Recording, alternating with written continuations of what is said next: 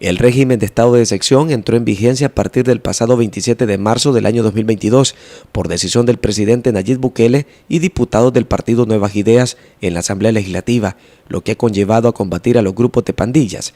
Y ante esa situación se conoce en esta nota periodística dos posturas.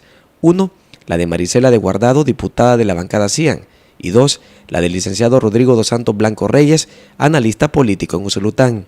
Y es lamentable pues para aquellas personas de que no quieran aceptar, pero sabemos que son pocos, ¿verdad? La oposición que se empeña en que esto se siga, que haya derramamiento de sangre, que sigan los secuestros, que sigan eso, pero ya nosotros como bancada CIAN, con nuestro presidente y la parte de seguridad, no podemos tolerar que sigan sufriendo más personas salvadoreños, más inocentes. Yo quiero decirle algo, o sea, la afirmación de los padres de la patria de que todas las personas que detienen son pandilleros, pues son afirmaciones de carácter política. O sea, uno tiene que saber diferenciar lo que es un planteamiento de carácter político, ¿verdad?, de diputados que pertenecen al partido y que obviamente tienen todo el derecho de apoyar al Ejecutivo. O sea, como ciudadanos salvadoreños nosotros tenemos que tener claro, que ellos pertenecen al partido de Nuevas Ideas y están apoyando el proyecto del presidente Bukele. Perfecto, pero esas son afirmaciones de carácter política.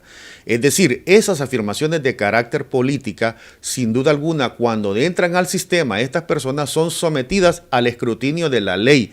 Y sobre la base del principio de inocencia y sobre la base del principio de legalidad y sobre la base de los derechos constitucionales establecidos en la Constitución de nuestro país, toda persona que se detiene provisionalmente sin ser oída en juicio es inocente. O sea, es decir, que constitucionalmente, ante un planteamiento político de los políticos, existe un planteamiento constitucional que le dice a los políticos, esa afirmación que usted está haciendo de que todos son pandilleros es contraria a la Constitución, porque la Constitución dice que la persona es inocente mientras no sea oída y vencida en juicio. Generalizar que todos los detenidos integran una estructura delictiva no se puede hacer, ya que hay casos excepcionales de ciudadanos que por salvaguardar sus vidas y la de sus familias les correspondió accionar, manifestó el analista.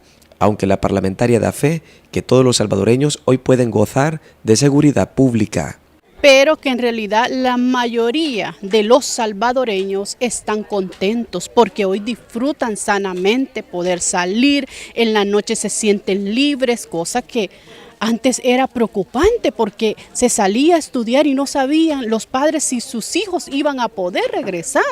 La verdad que hoy se ve esa diferencia. Ellos afirman ese planteamiento, mi respeto como ciudadano salvadoreño y como abogado de la República del Salvador, pero deberá probarse dentro del proceso que esas personas efectivamente forman parte de la estructura, porque dicho sea de paso, la estructura tiene su propia jerarquía, ¿verdad?, y su manera operativa de ser, y sin duda alguna deberá de probarse si realmente estas personas son miembros de la estructura o colaboraban con la estructura, porque también hay que entender que muchas veces hay personas que colaboraron en aquellos tiempos con las estructuras precisamente porque el Estado no les ofrecía la garantía de protección.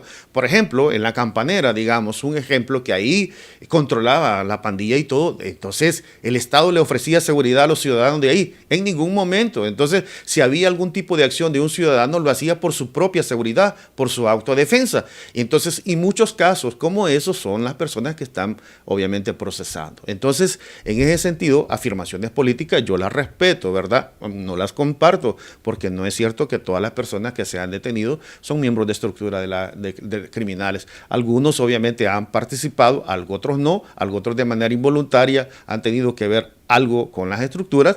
Se ha clarificado que el que comete un delito se le debe de juzgar en base a la ley, pero cuando alguien en realidad es inocente, debe actuar el asidero legal a favor del ciudadano, concluyó el licenciado Rodrigo dos Santos Blanco Reyes. Con imágenes de Francisco Medrano informó Eliseo Argueta.